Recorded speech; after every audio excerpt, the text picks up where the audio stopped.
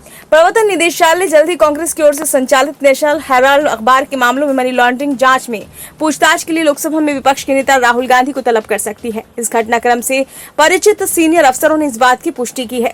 Hindustan times की report के मुताबिक कुछ सीनियर अफसरों के नाम न उजागर करने की शर्त पर बताया गया कि कांग्रेस नेता से फिर से पूछताछ की जरूरत पड़ सकती है, क्योंकि एजेंसी अनियमितताओं की अपनी जाँच पूरी करना चाहती है। इस मामले में एजेंसी पहले ही 751 करोड़ रुपए की संपत्ति जब्त कर चुकी है।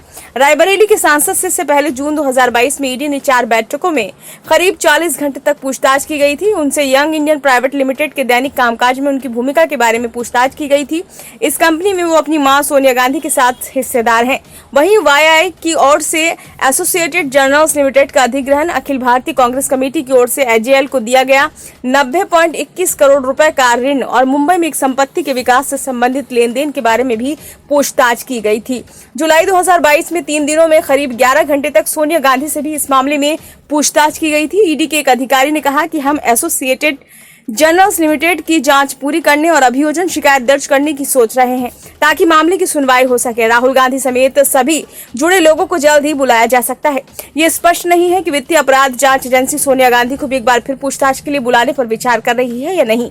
पिछले हफ्ते राहुल गांधी ने दावा किया था कि संसद के हाल ही में संपन्न सत्र में केंद्रीय बजट पर चर्चा के दौरान उनके चक्रव्यूह भाषण के बाद ईडी उन पर छापा मारने की योजना बना रही है। उन्होंने कहा है कि वे केंद्रीय जांच एजेंसी का बेसब्री से इंतजार करेंगे, क्योंकि ईडी के अंदरूनी सूत्रों ने उन्हें बताया है कि छापेमारी की योजना बनाई जा रही है। कांग्रेस नेता अभिषेक मनु सिंघवी का इस मामले में कहना है कि मैंने हमेशा एजेएल मामले में ईडी की भूमिका को विचित्र और अकल्पनीय माना है, जहां कभी कोई संपत्ति हस्तांतरित नहीं की गई, जहां अपराध की आय तो दूर, धन का कोई आवागमन नहीं हो सकता और ना ही हो सकता है, जहां अंतिम शेयर धारक की गैर लाभकारी कंपनी है। ये ना तो धन के आवागमन का, ना ही संपत्ति के आवागमन का एक अजीब मामला है और इसलिए पीएमएलए कानून अपने आप में अनुपयुक्त है। अगर ईडी राहुल गांधी को परेशान करने या कॉफी पर बुलाना चाहता है तो ये उनकी इच्छा है।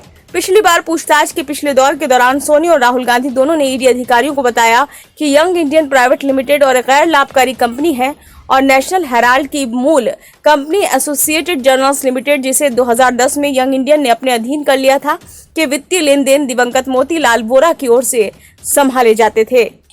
आपको बता दें कि 6 जनवरी को एसटी की ओर से प्रकाशित की गई एक रिपोर्ट के अनुसार ईडी ने नेशनल हेराल्ड मामले में कुछ 988 करोड़ रुपए की आपराधिक आय की पहचान की है। इसमें 755 करोड़ रुपए की रियल एस्टेट और अन्य संपत्तियां, 90 करोड़ रुपए के शेयर और 2010-11 से अर्जित 142 करोड़ रुपए का किराया शामिल है।